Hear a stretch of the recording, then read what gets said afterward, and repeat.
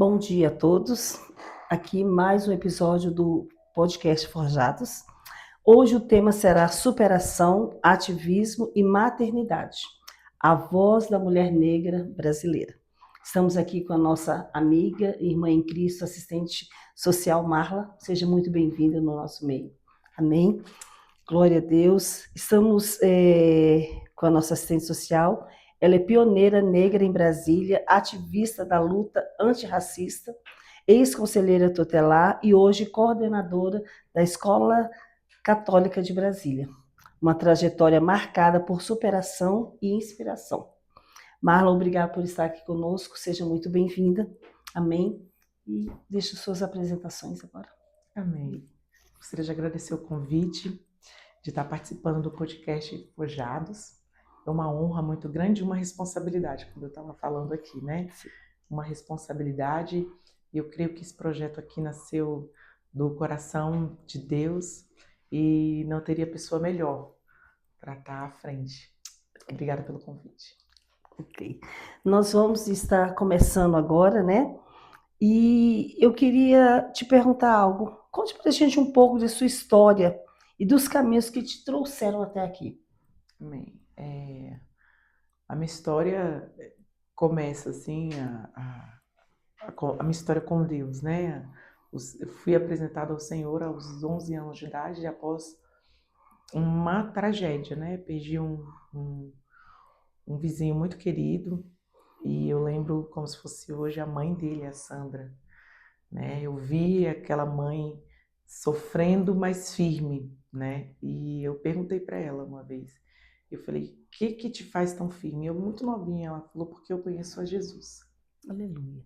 E aí eu tive a curiosidade de saber quem era Jesus. E aí um mês depois foi a primeira palavra profética que eu recebi na minha vida. E eu lembro que eu estava embaixo do prédio, no Cruzeiro Novo, e os prédios ainda não eram cercados. E aí esse pastor, ele não tinha subido.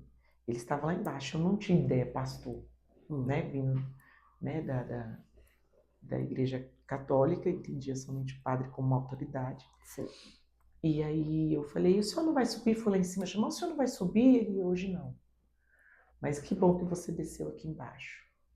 E aí ele falou, você tá vendo essas pilastras, essas colunas que estão sustentando esse prédio todo?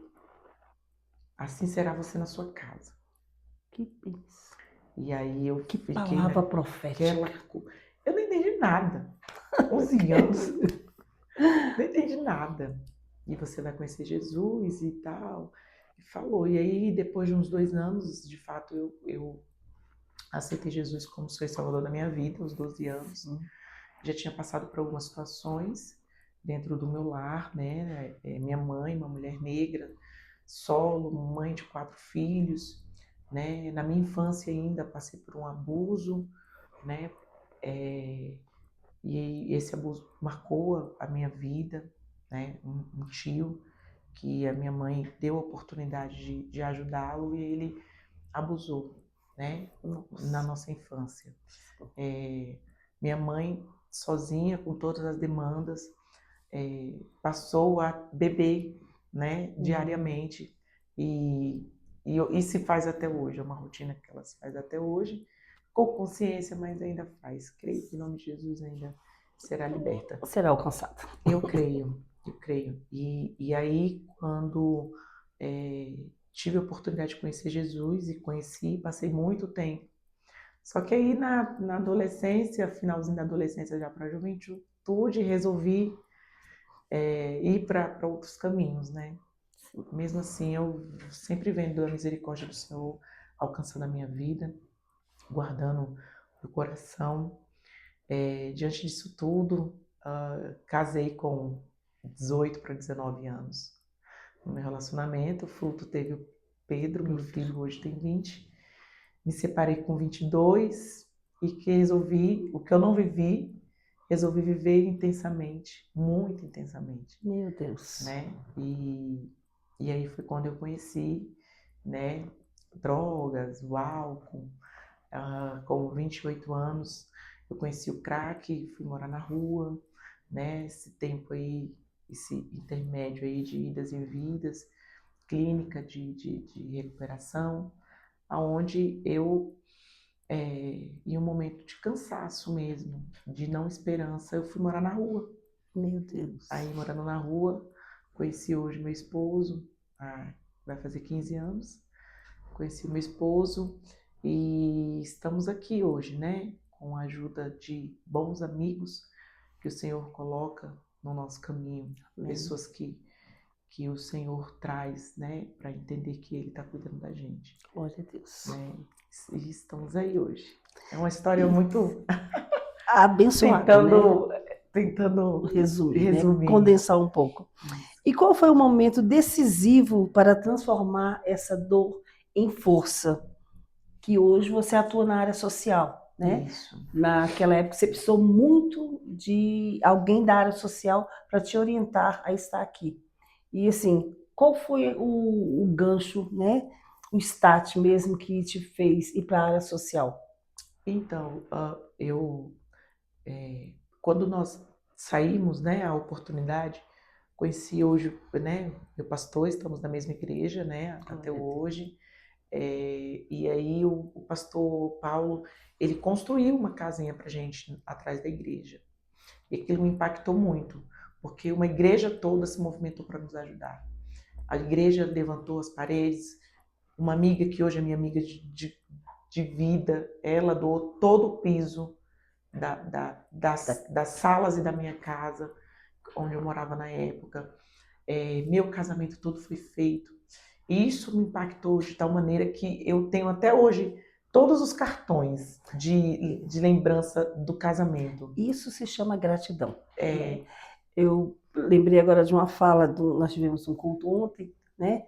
E o pastor estava ministrando sobre essa questão da gratidão, né? E aí ele falou assim, será que o pessoal aqui são parentes dos 9 leprosos ou do 1, né? Então, no teu caso, você é parente do 1 leproso. Do 1 leproso, exatamente. E sempre que eu tenho alguma dúvida de quem é Deus na minha vida, eu revisito.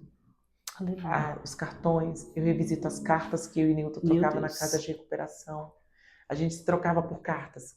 E a gente ficou internado. Ele também era usuário? Ele também, usuário. E a gente ficou, eu tenho uma caixa de cartas que a gente trocava. A gente não podia se ver. Ele estava numa casa de recuperação, estava em outra. Então passamos 7 meses. Depois de 3 meses, a gente se via uma vez por mês. E a gente trocava cartas. E eu releio as cartas e vejo o que o Senhor fez na nossa vida. E eu falei, Deus, o que é que eu posso fazer para retribuir? Eu não vou poder retribuir para o meu pastor.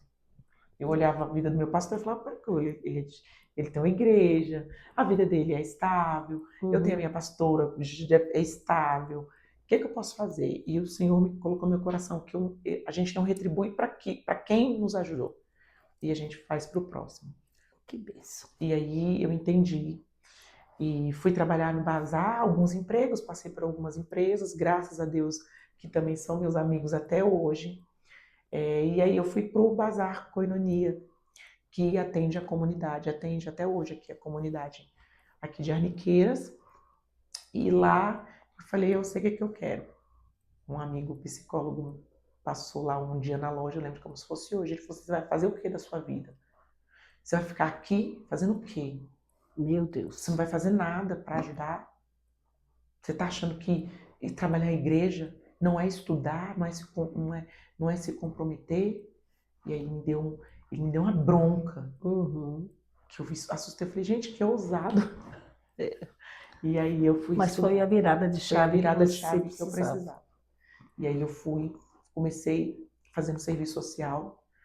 Fiz serviço social e ao mesmo tempo fiz teologia, a teologia básica que a Escola de Ministros Koinonia ofertava. Pedi a bolsa, lutei por uma bolsa lá e eu quero estudar. Eu não tenho como pagar, eu quero estudar. E aí eu consegui uma bolsa lá. E aí eu estava fazendo serviço social e fazendo teologia. Consegui os dois. E desde então eu não parei mais. Glória a Deus. Eu fiz pedagogia, fiz licenciatura em História, fiz mais 4 pós, dei um MBA e estou indo agora para a 5ª, pós em Educação e Pastoralidade. Glória lá a na Universidade Deus. Católica. Bom, agora vamos entrar no lado do racismo. O racismo e a identidade negra. Racismo estrutural no Brasil. Experiências pessoais e coletivas. E qual a luta judicial como forma de enfrentamento? Que Sim. agora nós temos, né? Agora foi estabelecida essa lei do racismo, né? Uhum. Que a gente sabe, né, que em tese é maravilhosa, mas na prática Sim.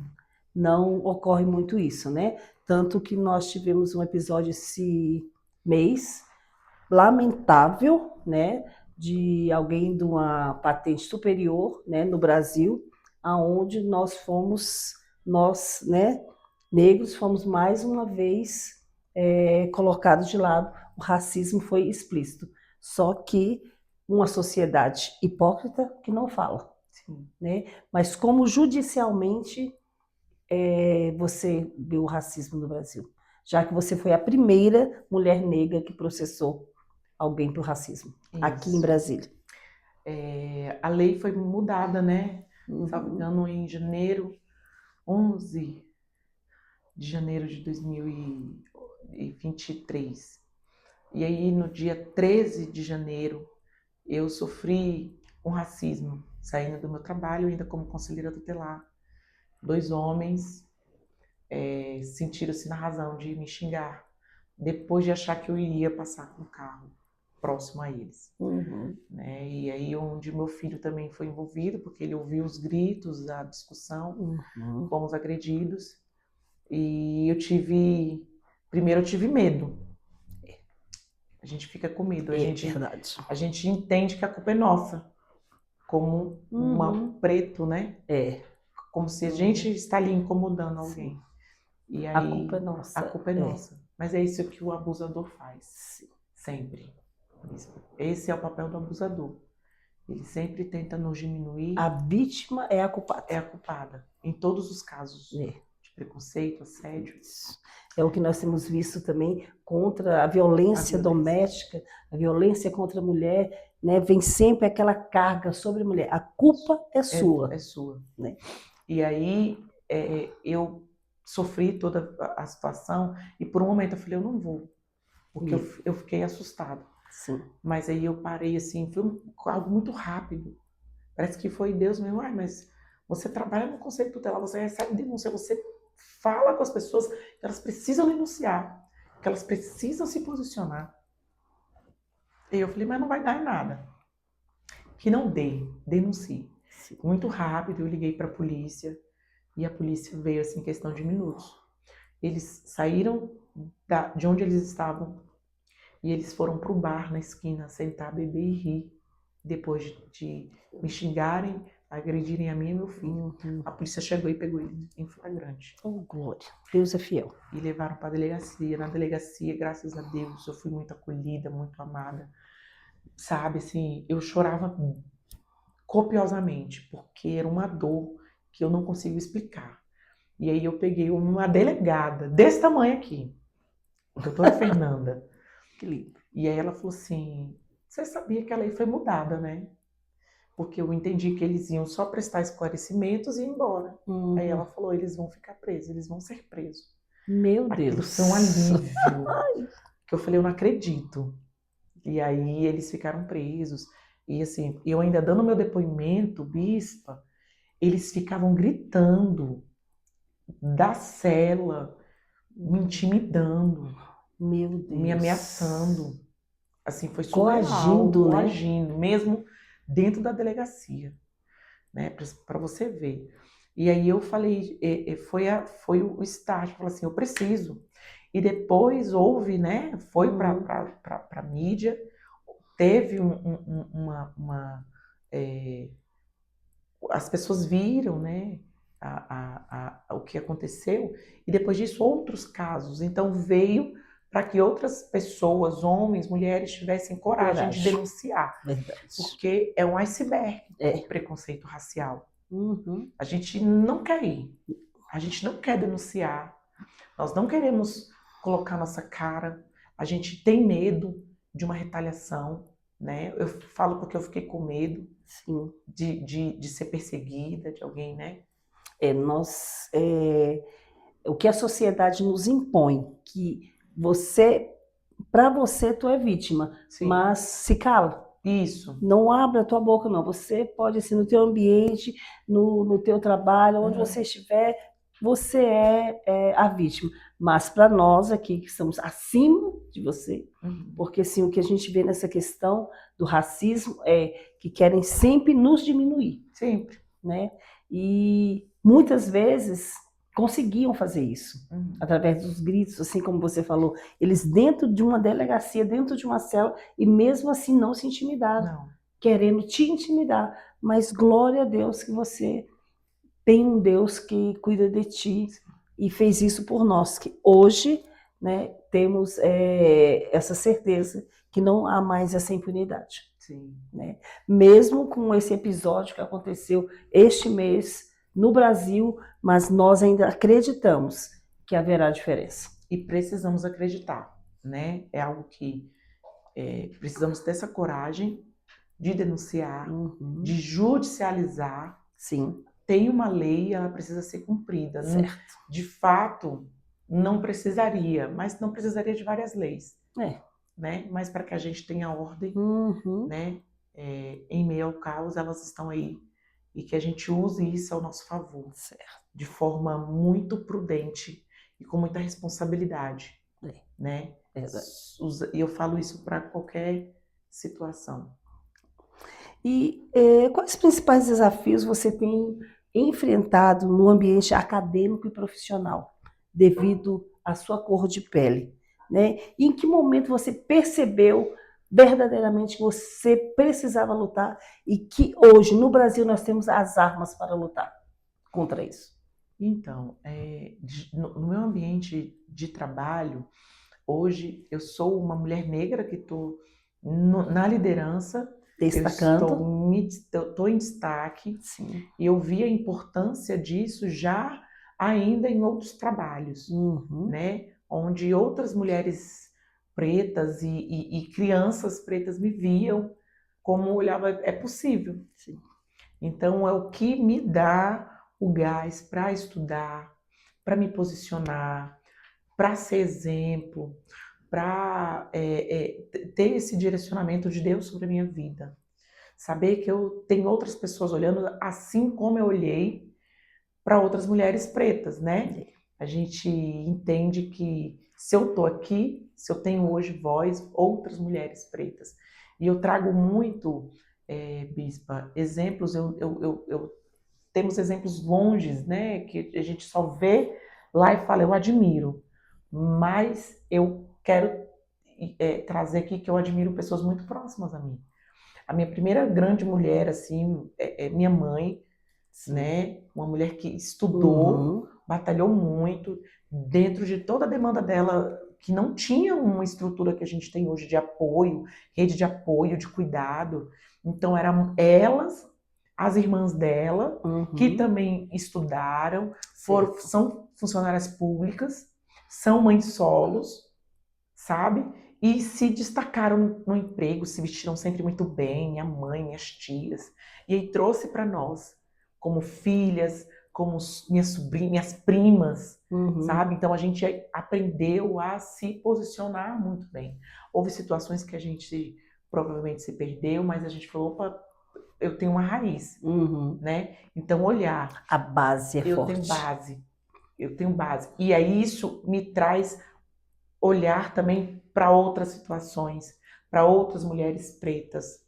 Você é a mulher que eu admiro, que eu falo. Meu Deus, eu vou ter oportunidade, sempre que eu estou ministrando em outra igreja, eu faço questão de falar sobre o cuidado do seu olhar com o outro, sobre você entender o outro. Não é da minha igreja, mas está aqui na minha vida, eu preciso cuidar. Amém. Então, uma mulher que sabe se posicionar, sabe, que é exemplo, que é força. E a gente veio e fala, eu preciso ser também.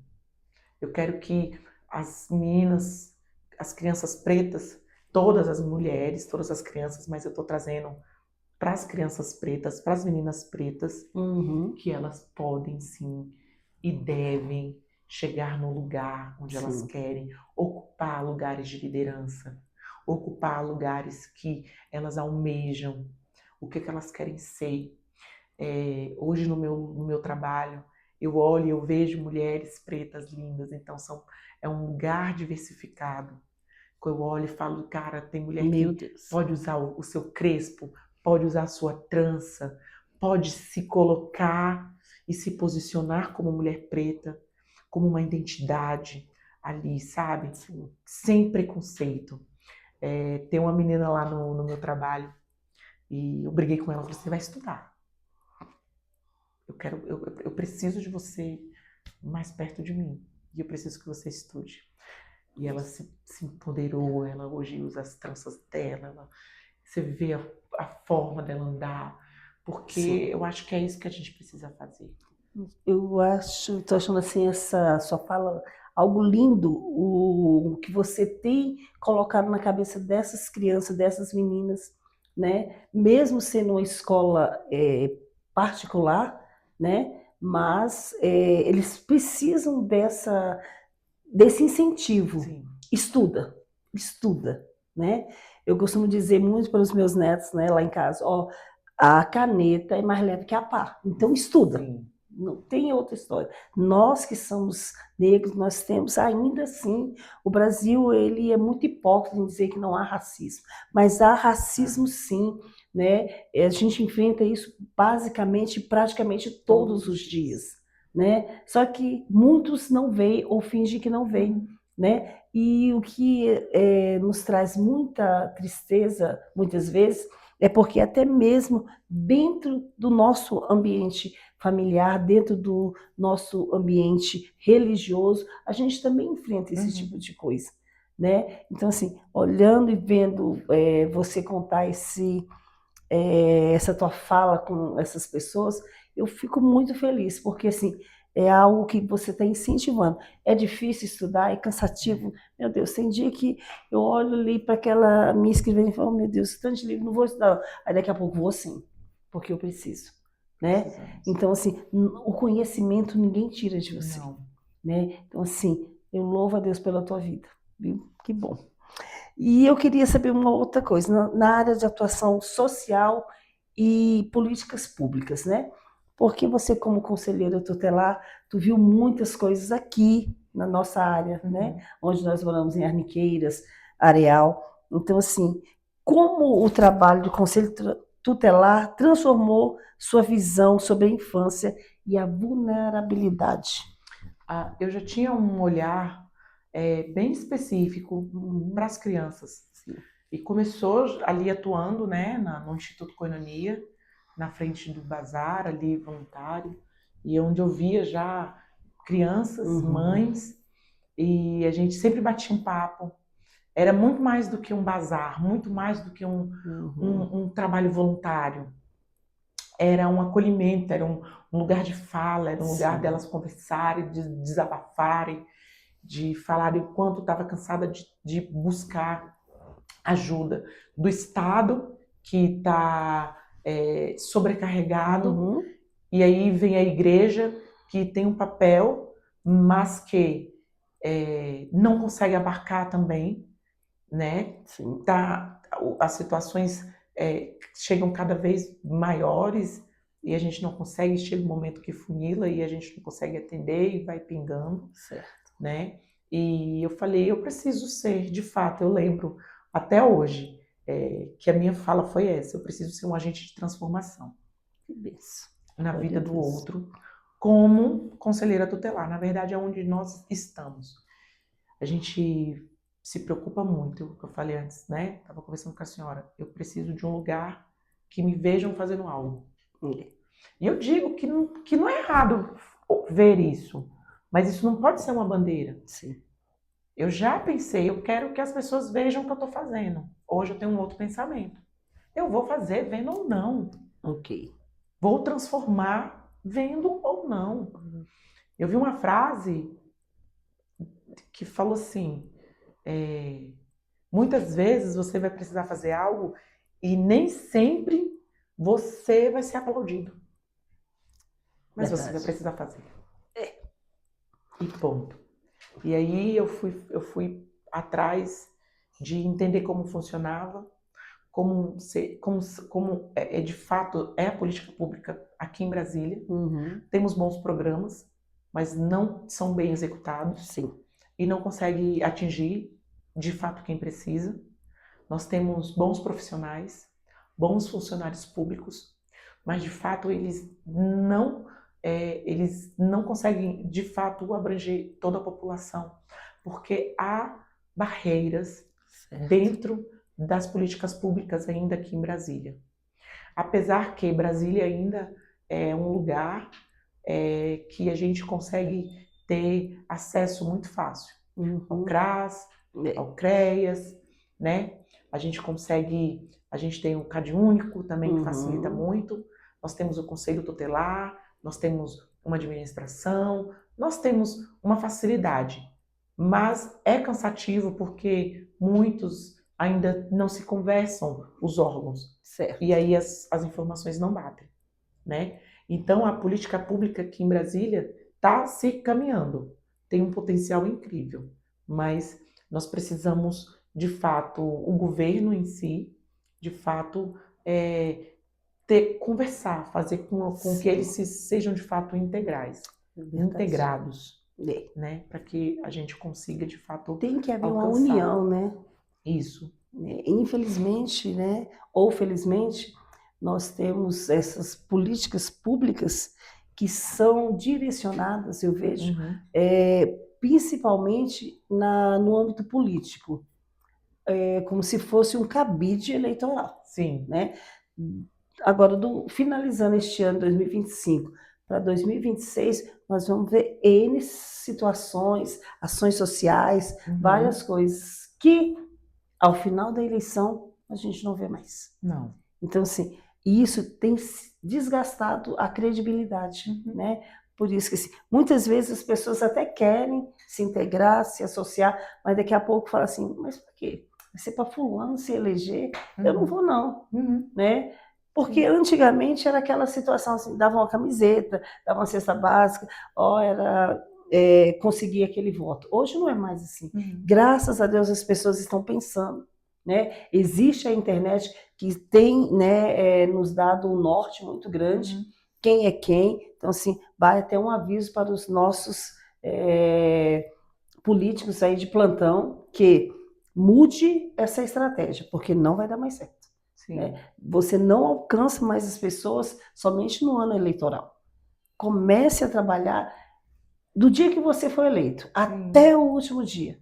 Se der certo para você continuar novamente, amém. Se não der, você pelo menos vai ter a consciência que tu ajudou alguém. Exatamente. E seria isso, eu vejo como uma política pública. Né? Seria necessário nós alcançarmos as pessoas pelo que elas são, não pelo que elas podem nos dar. Sim. Né? E nós vivemos neste mundo assim, tem sido algo trágico. Sim. Trágico na política pública. Sim. Né? Precisamos da política pública, né? Nós, negros mesmo, nós temos vivido dias terríveis, né? Mas que a gente está vendo como, assim, eles conseguem, não é a palavra não consegue, eles querem nos calar, mas não estão conseguindo. E isso tem incomodado muita gente. É trazer a consciência política para as nossas vidas. Certo. Há um ditado muito antigo que diz assim, política não se discute. Por quê? Se discutindo, abre mente, escuta as outras opiniões, a gente conhece o outro lado. Atrapalha. E aí a gente vai conhecer e aí a gente sabe a verdade. Então, eu não discuto tal assunto. Por quê? Porque talvez isso vai trazer o entendimento. Você traz as claras, vai clarear a mente, do outro. A gente vive uma polarização de esquerda e direita extremista e o povo que está aparecendo. Eu digo assim, o pai e a mãe estão brigando e a criança, que é o povo, está no meio. E no final é tudo uma questão de briga e poder, por poder. A minha mãe trabalhou na Câmara federal, né? Se aposentou lá. Então, desde pequenininha, a gente sempre esteve muito próximo à política. A gente sempre entendeu muito de política. Uhum. E eu discutia muito sobre política já na escola, muito pequenininha. Porque eu ouvia minha mãe conversando com as amigas sobre política. Eu levava tudo para a escola. Uhum. E assim, alguns não acreditavam. Ah, até parece que a sua mãe trabalha com tal deputado ou com fulano. E eu lembro que a minha mãe falava que no final, a gente via as brigas, mas tem-se um salão na Câmara que no final tá todo mundo conversando e todo mundo rindo. É. A direita e a esquerda, eles estão ali, entendeu? E o povo tá aqui brigando. E eles estão lá E comemorando. eles estão comemorando, eles estão comendo nosso dinheiro, eles estão brincando. É. Claro que eu entendo sim que há políticos muito sérios. Eu entendo que tem gente muito séria, assim como qualquer outra área. Certo. Mas no final a gente está trazendo uma guerra. Assim como o futebol, É. que o povo fica brigando e meu time e aquilo. Gente, no final tá todo mundo rindo, eles estão ganhando o dinheiro deles. E a gente está aqui Se matou. se matando por tão pouco. Em sua experiência, quais são os desafios específicos para as crianças negras diante das políticas públicas? E qual ação concreta você acha que poderia acontecer para a gente combater esse racismo institucional? Ampliar mesmo as oportunidades para as mulheres negras e as crianças vulneráveis. Eu estudo. Sim. Eu estudo. A verdade liberta. O estudo. A gente precisa entender que esse desafio, e eu digo hoje como especialista na educação, que algumas crianças e as crianças pretas são as mais vulneráveis, Sim. são as que têm a maior dificuldade, são onde que a maioria tem uma mãe solo, essa mãe solo tem mais 3 filhos, e os irmãos mais velhos precisam cuidar do irmão mais novo, e eles já têm a responsabilidade de estudar, de cuidar da casa, de ajudar na casa, de cuidar dos irmãos. Sim. Então não é só estudar. Enquanto eu tenho alguns alunos que só estudam, eu tenho uns que estudam e trabalham, que cuidam da casa, que precisam cuidar dos irmãos mais novos, porque a mãe trabalha o dia inteiro. E o pai não está presente. E o pai não está. E aí, essa mãe que sai 5 horas da manhã e volta às 8, ela já chega exausta também. Sim. Então, há uma lacuna emocional e sentimental para essas crianças. Então, o estudar, ele muda a história das pessoas. Ele muda a vida das pessoas. Essa expectativa que nós temos em mudar esse racismo institucional, é isso. Sim. É trazer essas crianças para uma instituição onde elas têm a possibilidade de mudar a história de vida delas.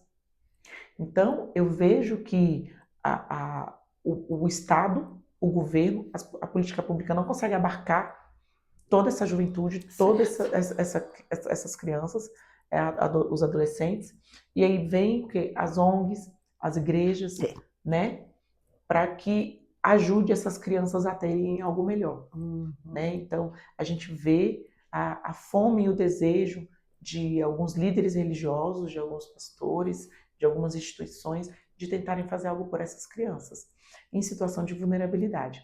E em questão de vulnerabilidade, não é que elas estão, de fato, passando fome, não. A vulnerabilidade é vulnerável. Vulnerável à escassez, vulnerável ao estudo, vulnerável a dormir tarde, vulnerável a estar na rua trabalhando sem ter a idade correta. A pedofilia. A pedofilia, o abuso, certo. Entendeu? Aí de ter a mãe precisar trabalhar e precisar confiar num parente, e esse parente fazer e cometer o abuso contra essas crianças e adolescentes. Verdade. Então essa é a vulnerabilidade que a gente precisa fazer com que elas saiam, né?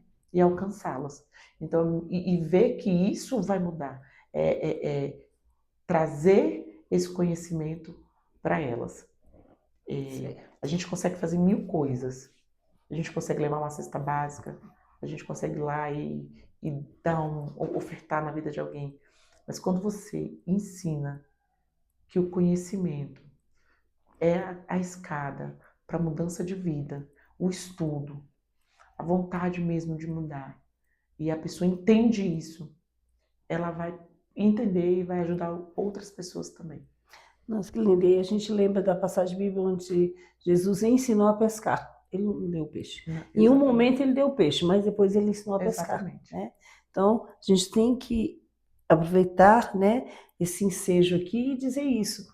Né? As políticas públicas, elas têm que parar de dar o peixe e ensinar as pessoas a pescarem. Né? A gente vê aí esses N situações aí de ajuda que o governo dá. Não critico, muitos precisam mesmo. Muitos não tem outro como se sustentar se não fosse essas ajudas financeiras do governo.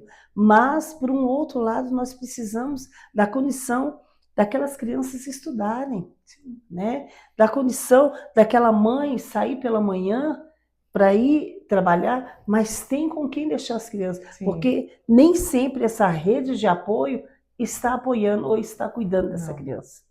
Uma criança, neste momento, né, foi feito um estudo, né, que, salvo engano, que a cada meia hora uma criança é abusada no Brasil. Exatamente. Né? Então, assim, neste momento que nós estamos conversando aqui, tem uma criança sendo abusada. E o que é que nós estamos fazendo de fato, né, para que isso não ocorra? Estamos como se estivesse assim, calando a boca do povo.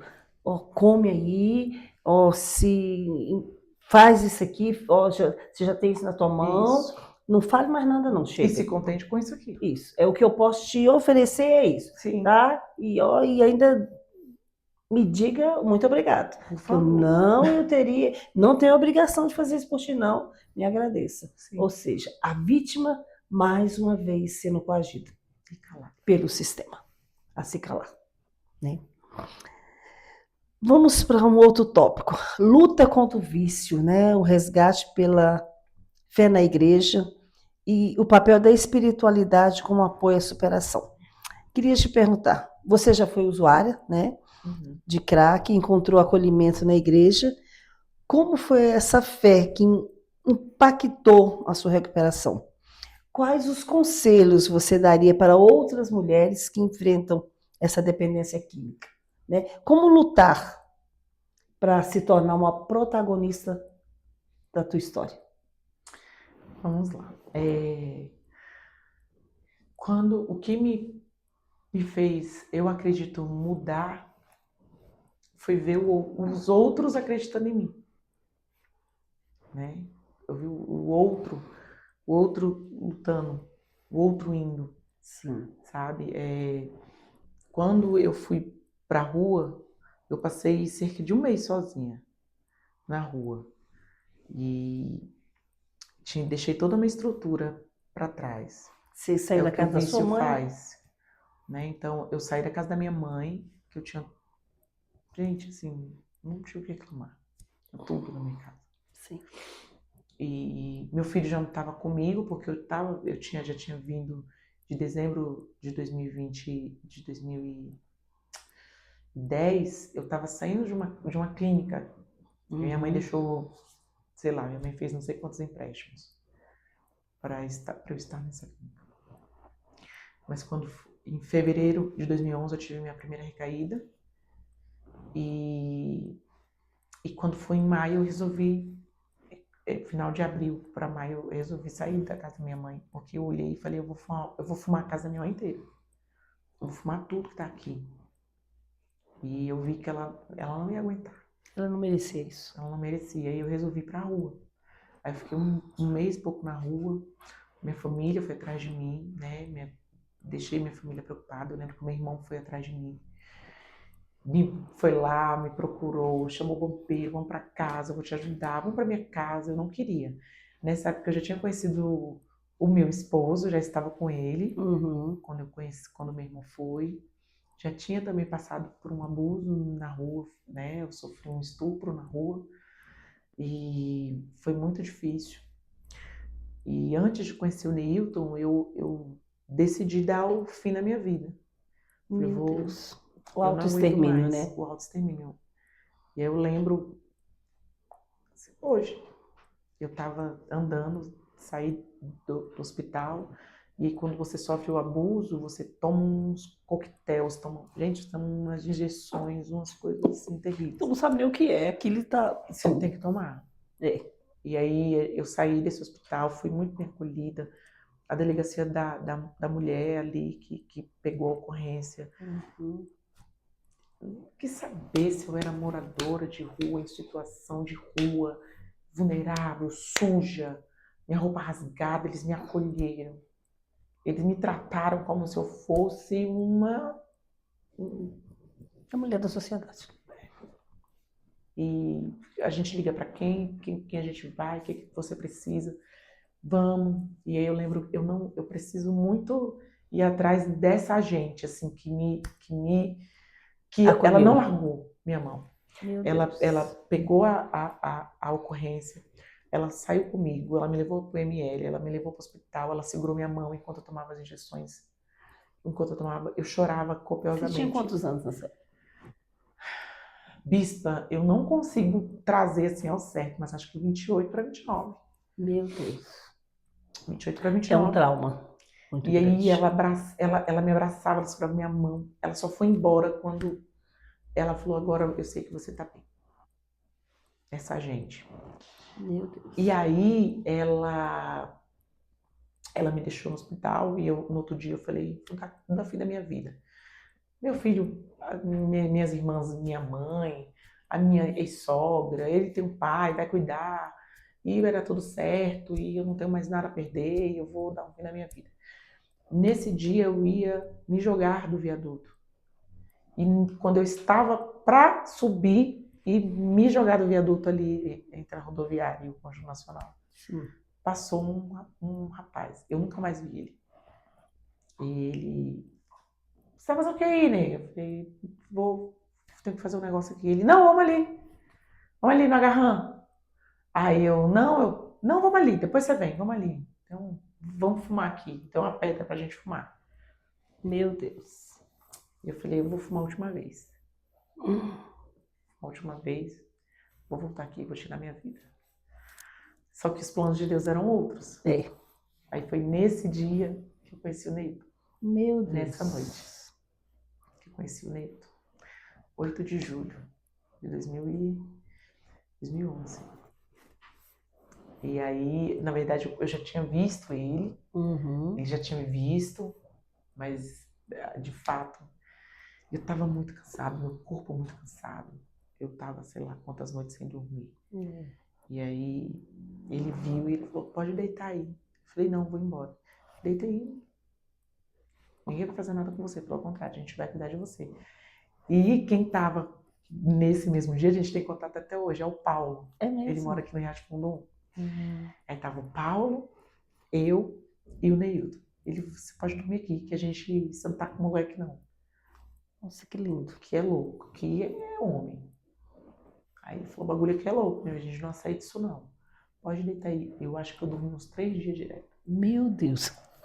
Ele só vinha, trazia alguma coisa pra me comer. E Lógico que a gente fazia uso do crack, mas ele me trazia alimento. Ele me trazia água. Ele perguntava se eu estava bem. E desde então a gente está aí. Meu Deus, que coisa linda. E aí, Os planos de Deus planos de Deus são maravilhosos. E aí eu falei, cara, que louco. E aí meu pastor começou a me procurar na rua, que para mim é uma loucura. Ele largou as ovelhas dele, na igreja dele, o conforto dele. Juntou os jovens e ia me procurar no setor comercial sul, na rodoviária, no Agarrã. Só que quando eu sabia que ele estava em um lugar, eu ia pro outro. Aí ele estava em um lugar, eu ia pro outro. Fugindo. E aí teve um dia que eu estava tão angustiada, eu tive um sonho tão ruim com o meu filho, que eu liguei e falei, eu acho que eu preciso ver meu filho. Aí ele vem, ele não vem. Eu falei, mas eu não tô sozinha não. Agora eu tenho alguém, eu não queria deixar ele para trás. Meu Deus. E aí ele foi comigo, conheceu o pastor Paulo, conheceu a igreja. E para mim foi essa força. Eu via que pessoas estavam se movimentando para me ajudar. Eu vi que pessoas estavam querendo me ajudar. E a gente foi para a casa de recuperação, ficamos lá, fiquei 6 meses, ele ficou 7, nos casamos, né? Estamos juntos até hoje, para a glória de Deus. Estamos aí até hoje. Meu Deus, que coisa linda. E a questão da educação e a liderança, né? Agora, a coordenação escolar, então, desafios, né? De liderar como uma mulher negra. E eu queria te perguntar, você coordena uma escola católica, como essa referência para as crianças e jovens dentro deste ambiente, né? Quais as mudanças que você vislumbra para o futuro da educação inclusiva no Brasil? Porque você é uma negra evangélica, né, coordenando uma escola católica. Eu já quero professar uma faculdade. Amém, Glória. amém, amém, eu creio.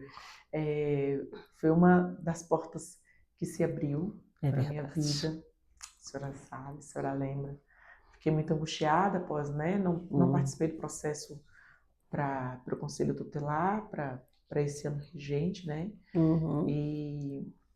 E aí eu lembro que eu recebi uma palavra, já acalma seu coração. Que Deus está no controle. Que Deus está no controle. E a gente não entende nada, né? A gente só vê caos, né? E aí surgiu a oportunidade, o convite de uma pessoa muito querida, assim, que eu guardo no meu coração. E a professora Denise viu minha atuação no Conselho Tutelar e me convidou para fazer parte do Colégio Católica, né? E para mim foi uma honra muito grande, né? E aí vai se fazer 2 anos agora e já houve algumas mudanças dentro da instituição.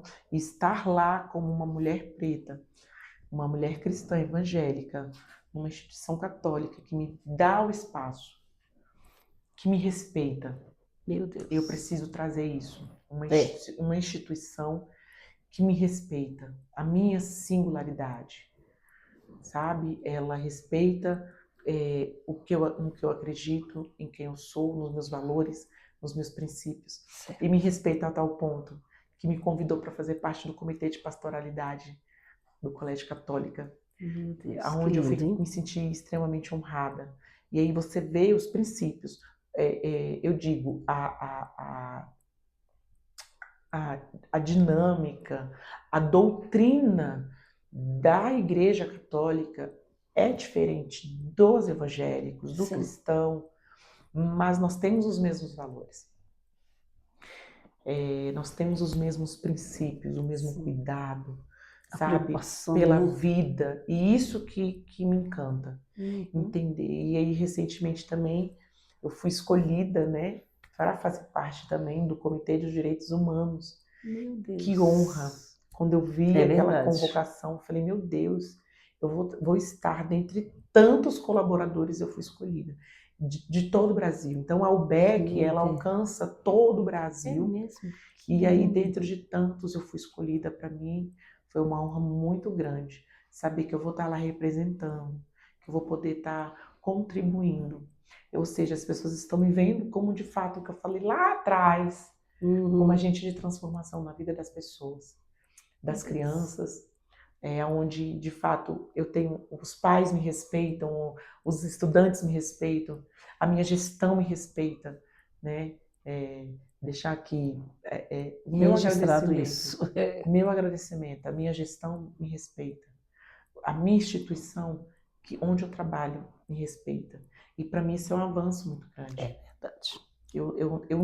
Eu postei esses dias, acho que nem nos meus melhores sonhos eu poderia imaginar o que eu estou passando e o que eu estou vivendo, né?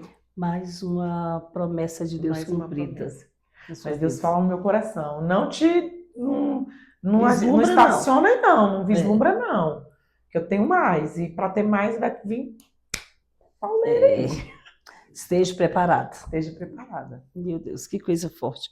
E isso é muito lindo porque, assim, nos dá um desejo de ir mais além. Sim. Né? Que essas desculpas que muitos usam, não, porque eu sou preta, porque eu sou pobre, porque eu não, isso não cola mais. Você não foi, você não está tendo porque você não quer. Né? Nós hoje temos uma internet onde nós podemos fazer vários cursos gratuitos. Sim. Né? Sim, o conhecimento é algo que ninguém nunca vai tirar de ti. Né? Estarmos aqui falando sobre isso é uma prova viva disso. Que nós podemos sim mudar a história. Sim. Né? Podemos ser protagonistas. Exatamente.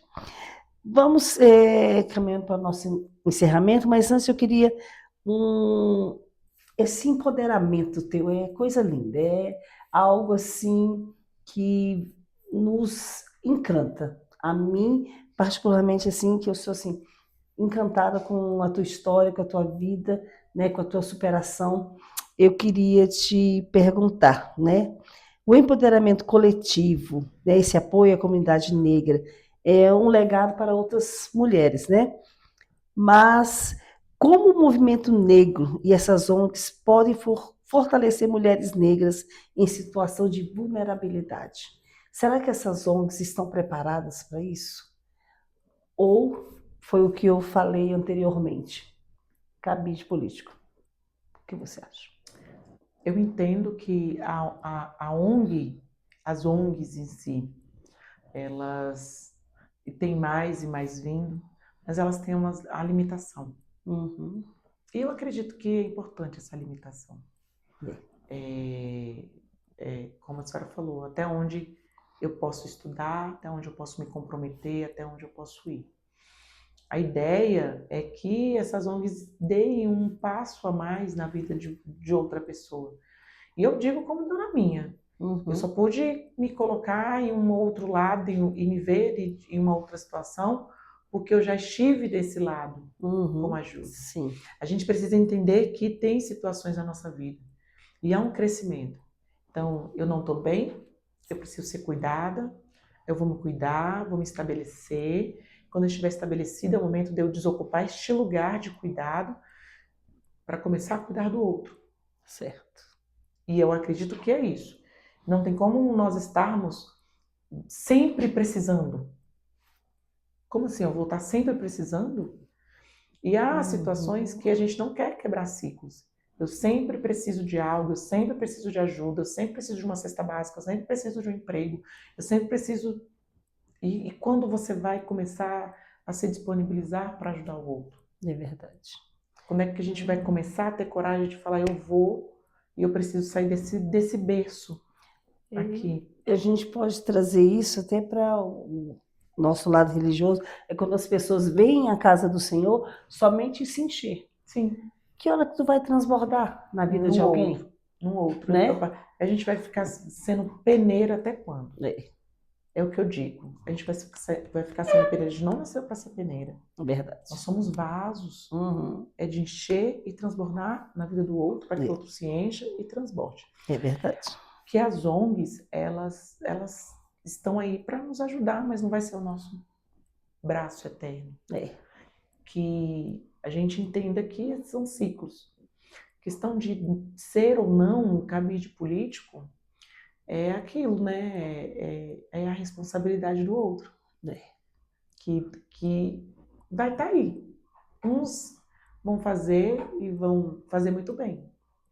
Outros vão usar mesmo como uma troca, uma barganha. Um trampolim, E se tem essa troca e essa barganha, é porque tem pessoas que aceitam. É verdade.